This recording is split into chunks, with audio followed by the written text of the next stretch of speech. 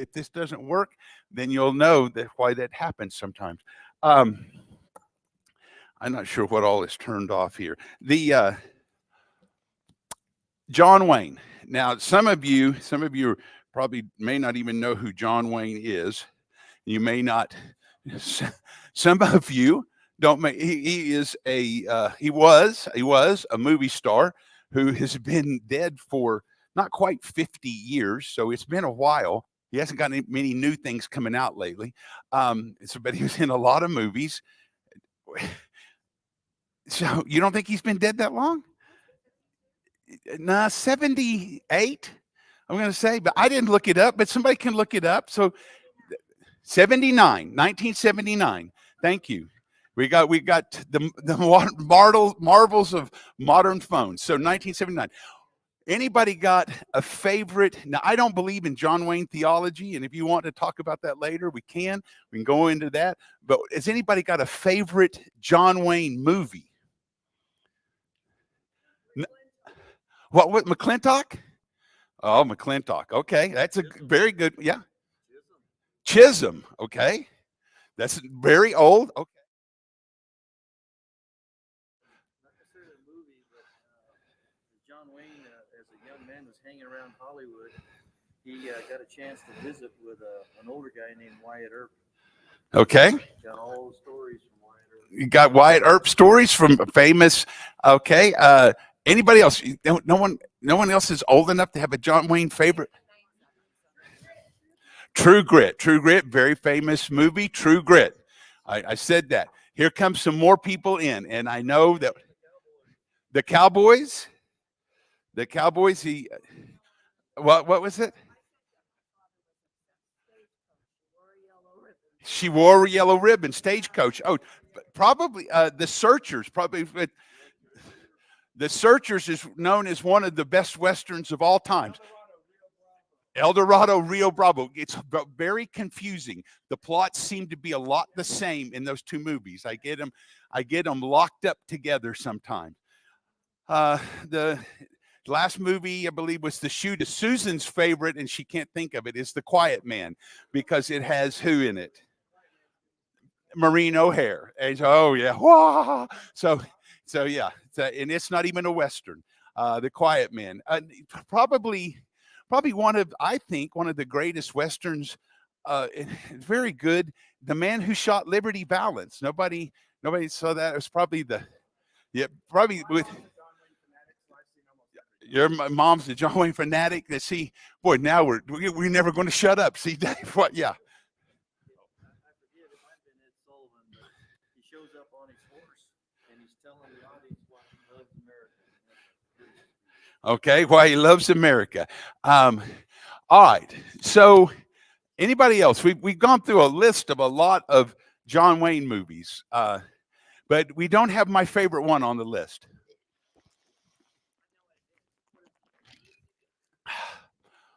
My favorite one when I was 6.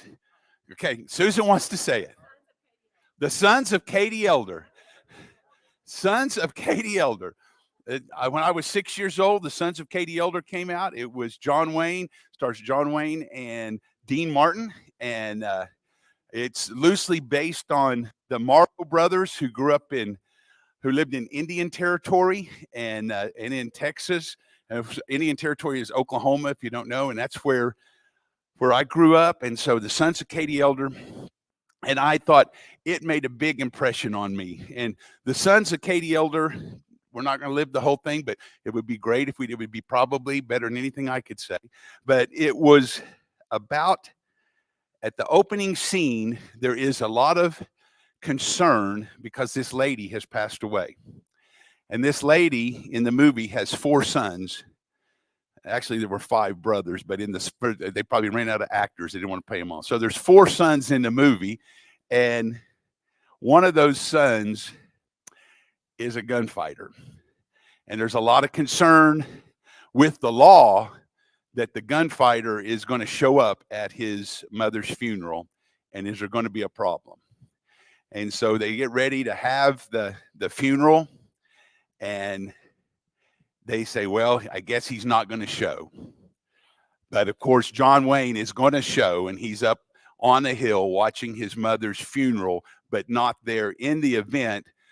So at what could be great risk to himself, he decides that he is going to attend his mother's funeral, and he is there. And I have my own kind of Sons of Katie Elder, John Wayne moment in Christmas Day of 2000. So 23, just a little over 23 years ago, my last remaining grandparent died. And he was quite a character, a little bit larger than life in some areas. But he passed away. And when he did, it was Christmas Day, and the funeral services were set for the 29th of December. And he was in Oklahoma. Susan and I and our children, we were in Oklahoma for Christmas, and we were in the other part of the state, and the funeral services were set. And that was the same day that we were supposed to fly back to Utah. And we were flying out late in the day, and the funeral service was going to be in the middle of the day. No problem. We were about 3 hours away. Get up, we can get to the funeral service. Then when the services are over, we can get another couple hours to the airport. And Oklahoma's not that big, but I had to go in a lot of different places. So I had to go a couple hours to the airport. We can get it all done. We can get back to Utah, and everything will be right. The day before the funeral, Oklahoma had a very, very severe ice storm. Knocked out electricity to a large part of the state and made the roads almost impossible to travel. And so all conventional wisdom would say you need to spend all of your energy and focus to get on that plane that night and get back to Utah. Because I said, I called up, I said, can I switch my flight? And they said, we've had so many cancellations, we've had so many issues that there are no seats available for at least 5 days to get you on a flight. So if I don't make this flight, I'm not going to make a flight. So now I'm torn. Do I go to pay respects for my last remaining grandparent, or do I go and get my family safely on very bad roads to Oklahoma City to catch the plane? Well, just like my hero, John Wayne, I said, we're going to do both. So we got up and we drove very early across really dangerous roads where we saw all kinds of power lines down and all kinds of trees and fences knocked down, made it to the services, attended the funeral, which had its own whole nother story. The law did show up because they were afraid somebody else was going to show up, and that's a whole nother story. That wasn't me they were looking for. And we still made it to Oklahoma City. We got on our plane. But there's something in us about going to funerals. There's something when we know somebody that's close to us, we will make a tremendous effort to be there. I know you just went just a few months back, and it was not easy. You had to go halfway across the country. And so when we're close to somebody and there's a funeral, we want to be there. We're going to be in John chapter 11. And in John chapter 11, there's going to be a funeral, and Jesus goes out of his way to miss it.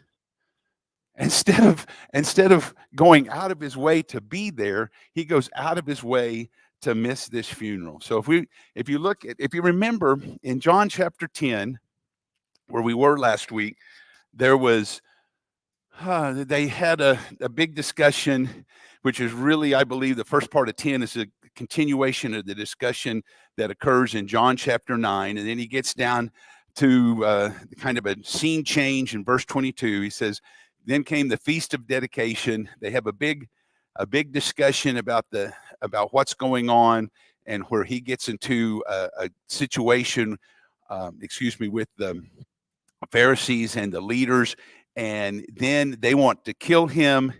And it says in verse 40 of chapter 10, then Jesus went back across the Jordan to the place where John had been baptizing in the early days. He stayed there, and many people came to him, they said, though John never performed a miraculous sign. So we don't know exactly. My map man back here, Dave Gare, he was doing lots of research trying to find out exactly where it was that Jesus went back to. And we don't know.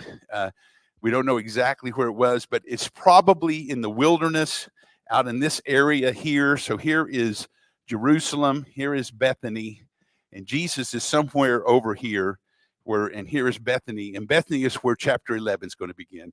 And we remember it says the Feast of Dedication. No one hardly uses the term Feast of Dedication today. Now some people would call it the festival, the Festival of Lights, or they call it Hanukkah. So this was the time of year. It would have been when they had John 10:22. It would have been the Feast of Dedication. So this would have been Hanukkah period, and so it would have been probably very late November to mid-December, somewhere in that time frame. And he has this issue here in Jerusalem, goes back to where John started his ministry, back to where John was, and this is back to where Jesus began his ministry. If you think back when Jesus comes to John, he wants to be baptized, then right after he's baptized, what does he do? He goes out into the wilderness. He goes out into the wilderness and he doesn't eat for 40 days, prepares for ministry, and he runs into Satan. And he's tempted. So he goes back to where it all began, and it's kind of come full circle. And so chapter 11 is really kind of the transition that goes into the end. And it says in verse 1 that there was a man named Lazarus that was sick. He was from Bethany, the village of Mary and her sister Martha. And this Mary, whose brother Lazarus now lay sick, was the same one who poured perfume on the Lord and wiped his feet with her hair. So Mary and Martha, what do we know about Mary and Martha? They're sisters. What else do we know about them? We hear about them before, not in John, but we hear about them before in the Gospel. Yeah, Adam.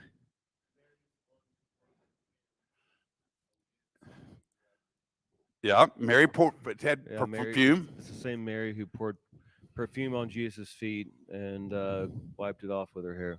Okay, what else? Anybody else? Mary and Martha. They lived with their brother Lazarus, and they had exactly. They had entertained Jesus before. He had come into their house, and it's a story that it causes a big issue because one of them gets upset because the other one just wants to soak in everything Jesus has to say, and then the other one is busy getting everything ready. If you can't remember which is which, it's very easy. Martha Stewart. Martha Stewart is the one that's always cooking or has a project going, and that's the one that was busy working in the house. So now none of you will forget that now, and that is free. It's not even in the lesson. Martha Stewart, she is the one. So Martha was doing all the stuff, and she complains to Jesus, "Hey, what about my sister? She's not here to help." And Jesus says, "Hey, your sister's doing some good stuff. She's listening to what I've got to say." So here they were. And so the sisters sent word to Jesus. And they said, "Lord, the one you love is sick." So this is somebody that is close to Jesus. The one you love is sick. We have one that we love has been sick. And I know there have been, I would say maybe hundreds of hours of prayer this week for Linda Cottom. She's been in the surgery this week. She's in the hospital, and she has gone through many, many hours of surgery. And there were people in multiple states praying for our dear friend Linda. And so here it is. It says, the one that you love is sick. And so you can think about the concern, the way that we feel concerned. And when Jesus heard this, Jesus said, "This sickness will not end in death. No, it is for God's glory, and that God's Son may be glorified through it." And Jesus loved Martha and her sister and Lazarus. Yet when he heard Lazarus was sick, he stayed where he was 2 more days. And then he said to his disciples, "Let us go back to Judea." All right, so this is the only time in John chapter 11 and John chapter 12, the only times we ever hear about Lazarus. We hear about Mary and Martha before, but this is the only time we hear about Lazarus. And according to John, Lazarus was a good friend. Jesus loved him. He is sick. And remember, Jesus in chapter 10 leaves Jerusalem at the end of chapter 10. And why did he leave? What did they want to do to him? They tried to seize him. They were ready to kill him. And he said, okay, we better get out. He goes back to where it all started. He spends some time back where it all started. Then he comes back to, they call him and he says, okay, in verse 7, he says, oh, it's time for us to go back to Judea. And now he says, let us go. And how do his apostles and those that are with him, how do they respond? When he says, okay, now is the time. We're going to go back. We're going to go back to Judea. What do they say? Yeah, Susan said they just tried to stone you, and Roger said they're still trying to kill you. It's so. I mean, maybe the weather. There's probably more people online today listening. So yeah, that's what they say. They say, verse 8. But Rabbi, they said, a short while ago the Jews tried to stone you, and yet you're going back there. And Jesus answered, are there not 12 hours of daylight? The man who walks by day will not stumble, for he sees by this world's light. It is when he walks by the night that he stumbles, for he has no light. And after he said this, he went on to tell them, our friend Lazarus has fallen asleep, and I'm going there to wake him up. Now, I woke Susan up this morning, and that is not ever a pleasant thing. And it is, but I could not sleep any longer, and I wanted to get an early start on some of my reading. And so I did it in the kindest of ways, but it really is still not good. But so here is Jesus. He goes to see, he says, Lazarus is asleep, and I'm going there to wake him up. And what do his disciples say? If you're sick, what do you say? What should you do? Sleep. You should sleep. About 5 weeks ago, I was in this class and I had a rough time. I got through class, I'm not sure how, and I didn't make it all the way through service. And Susan took me home and I went to sleep, and I slept for the next 20 hours, which is very unusual. And I had a fever. I didn't feel well. And then I woke up and I felt fine after. And so that's what the apostles say here. They say, his disciples replied, Lord, if he sleeps, he will get better.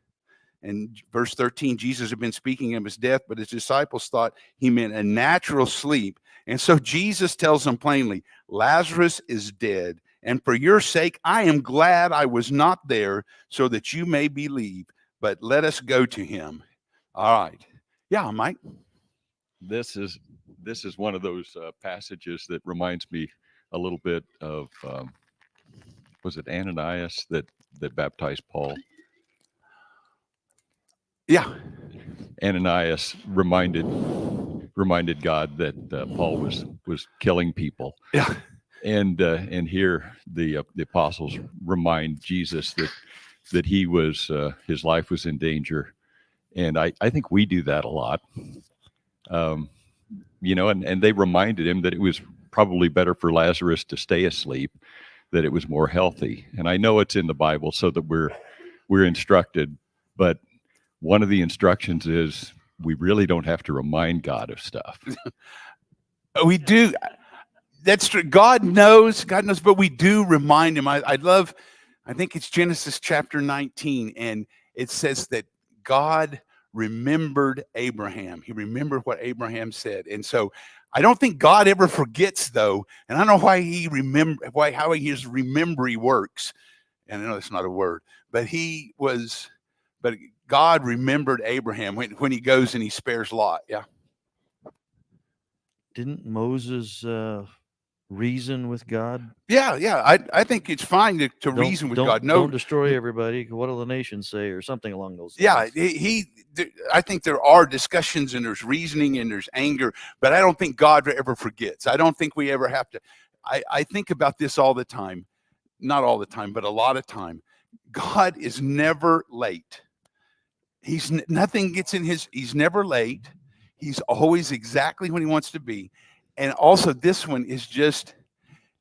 is not part of the lesson, and we will not get everything covered that I wanted to cover. But I tell you what, God has never, and unlike me, God has never, ever started something that he didn't finish.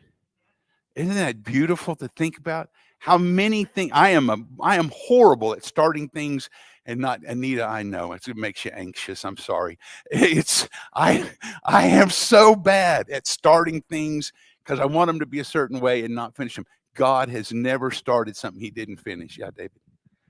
When it says that God remembers, I don't think it's God had spent a long time trying to get Israel to understand how much he wanted to be with them. I think he's more reminding them that he cares, reminding us that through it all, even if he doesn't show up when we expect him to, when we call him, he's there for us. And it turns out the way he wants it to every time. Yeah. Zachy, do you have something? I was going to say maybe he was thinking, because we can't know his thoughts, that by raising Lazarus from the dead, maybe the Jews would finally believe that he is who he is. Maybe they would. I think he knows. Okay, so Mark's got one. I'm somewhat astounded by Jesus saying, I let him die so you could learn something. Yeah. I mean, seems pretty tough that these guys are thinking, what? Jesus said, I'm glad he died. Yeah. I let him go through illness for 2 days. I don't know if it was peaceful or not, so you could learn something. And it really doesn't follow up after, I'm not trying to jump ahead, but it doesn't really follow up at the end of the Lazarus raising story.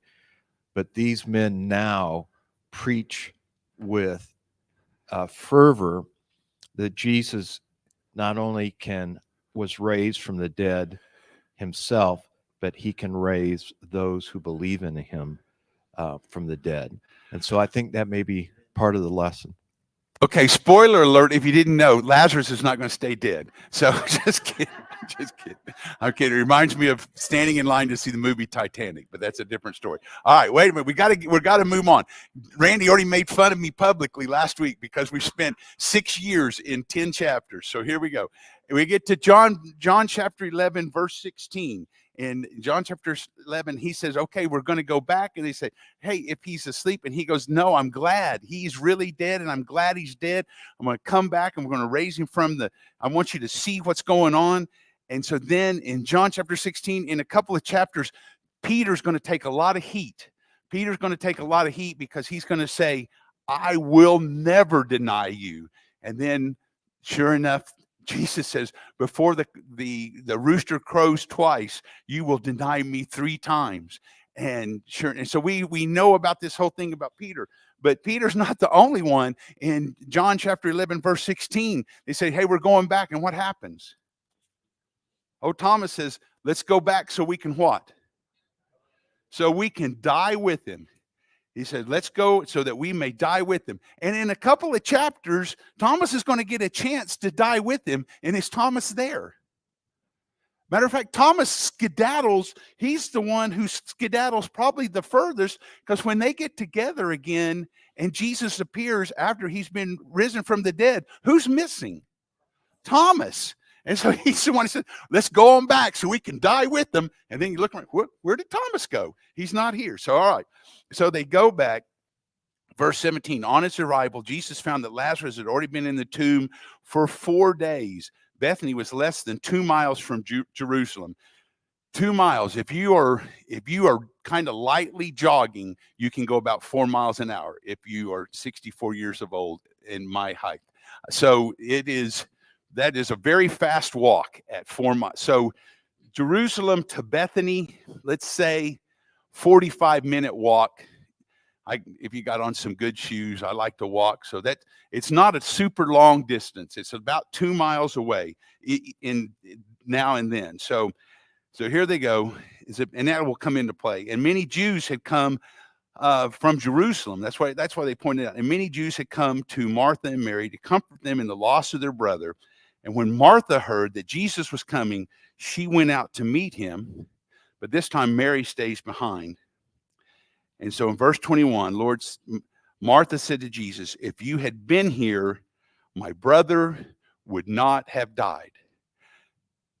Nice to see you too, Martha. So Martha comes in and just said, I'm glad that you came. We already had the service. He's already been in there. But you know what? If you would have been here, he wouldn't have died. And Jesus knows what's going to happen. But he says, but I know, but he says, I know even now God will give you whatever you ask. And Jesus said to her, your brother will rise again. And Martha answers correctly. What does she say? I know that he will rise again in the resurrection at the last day. And Jesus gives us an I am statement. He says, I am the resurrection and the life. Oh, wow, what a powerful verse that is. Verse 25, John chapter 11. I am the resurrection and the life. He who believes in me will live even though he dies, and whoever lives and believes in me will never die. Do you believe this? She said, yes, Lord. I believe that you are the Christ, the Son of God, who has come into the world. And after she had said this, she went back and called her sister Mary aside. The teacher is here. So Martha goes out, talks to Jesus and said, if you'd have been here, this wouldn't have happened. They have a conversation about the resurrection. She goes in and she tells Mary, and then Mary goes and she says, the teacher's asking for you. And so Mary jumps up. He says, the teacher's asking for you in verse 28. And then in verse 29, when Mary heard this, she got up quickly and went to him. Now, Jesus had not yet entered the village, but he was still at the place where Martha had met him. And when the Jews had been with Mary, who had been with her, saw Mary leave the house, that they were there comforting her, they noticed how quickly she got up and went out. They followed her, thinking that she was going to go to the tomb to mourn there. And when Mary reached the place where Jesus was, she saw him, she fell at his feet, and she said, Lord, if you had been here, my brother wouldn't have died. Well, nice to see you too, Mary. But it's almost, do you think Mary and Martha had that conversation in the last few days? It just seems like it. They already knew. They probably were just, we sent word to him. If he can get here in time, then our brother won't die. Yeah. And that's a strong statement of faith when she said, if you'd been here, he wouldn't have died. I can acknowledge, she says, that you could have healed him. She falls a little short because she doesn't acknowledge that he could raise him from the dead. Yeah, Mark. I wonder if they had a sense of abandonment. They really wanted Jesus there. They believed that he would be there. They believed that their son or their brother wouldn't die, yet Jesus didn't come. And I wonder if we too easily believe that we're abandoned because we don't see what God's purpose is. Jesus had a purpose. Yeah, I think in an emotional abandonment or being alone, but also perhaps in a very real or a very physical sense, abandonment. I mean, we don't know if Mary and Martha if they have husbands. So now without a husband in this culture, what happens to Mary and Martha? Who provides for them? Where do they how do they make a living? What goes, Chris, their situation is, yeah, their brother could be in a very, very important part to what's going on. Mike. That's what made Mary's sacrifice of the perfume so significant, because that was her 401k. That was everything. Yeah. Susan. I was just thinking about how fast we forget what Jesus says to us. I mean, the first thing Jesus said to them was, this sickness will not end in death.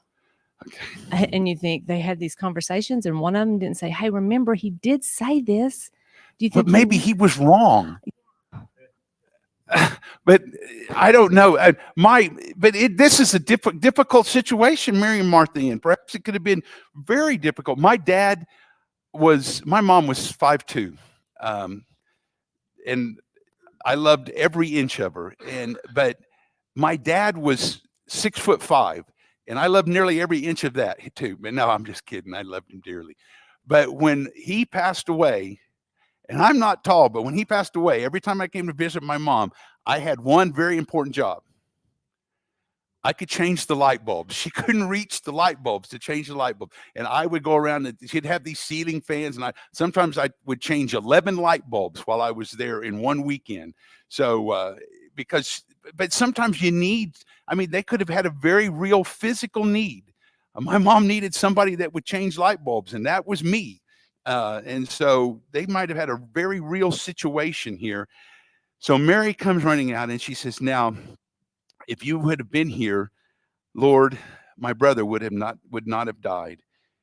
And when Jesus saw her weeping in verse 33, and the Jews that come along were also weeping, and they were deeply moved in spirit and troubled. In verse 34, I think he's holding it together, and Jesus says, where have you laid him? Come and see, Lord, they replied. And in verse 35, the shortest verse in all of the Bible, Jesus wept.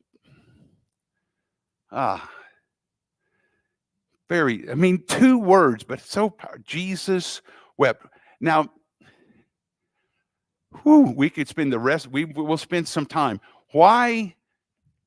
We already got an answer, and I haven't asked the question. I love that. Go ahead. No, it's just another question. It makes me wonder why Jesus wept when he knew what he was going to do. That is the question. This is like Karnak. And if you already watched Johnny Carson and Ed McMahon, Karnak. So what is the question is, why did Jesus cry? Okay, he's got human, we're not going to get to the right answer. I don't know a right answer, but he's got human emotions. I don't deny that at all. Okay, Roger. The compassion that he had for these people. The compassion that he had for these people. I believe that he could feel their pain of loss. Okay. And empathy, and he could feel the same pain. Leanne, I love it when we get something besides just the old white men talking. All right, let's go. Leanne. Old white women. Thank you, Mark. Hey. I heard that. You owe me one. All right. Goodness. Watch out, buddy. You're lucky you broke your thumb. The concept of death, I think, is why Jesus was crying. Jesus will have the power very soon to overcome death. And here his best friend died. And he sees that and knows that I understand death, and I'm going to overcome death. Okay. An understanding of death. We got David.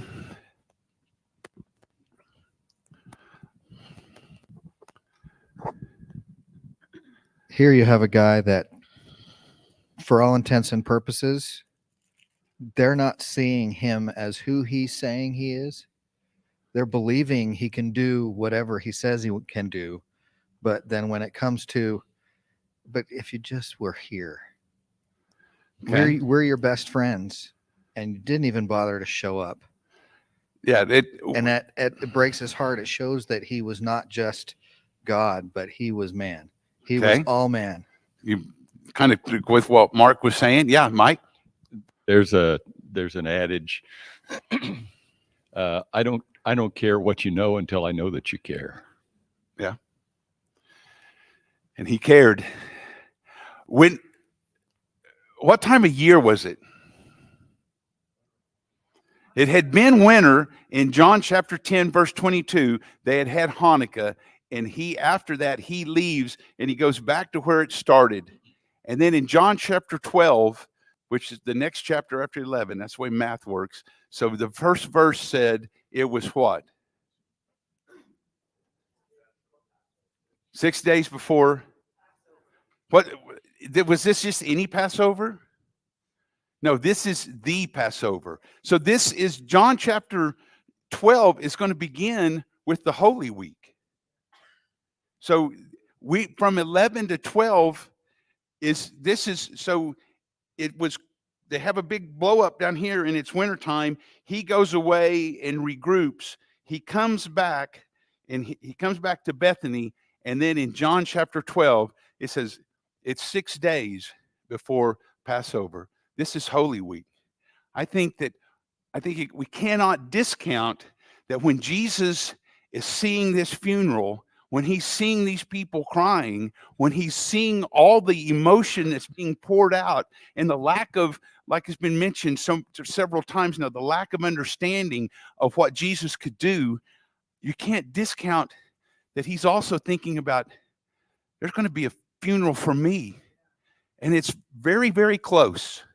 It's the time, John has said now, in three different times in his gospel, Jesus says, my time is not yet come. My time is not yet come. But he's not going to say that his time is not yet come. He said, we're going back to Judea. And this is the real thing. We're going to go back here. And when he sees, they said, well, if you go back, they want to kill you.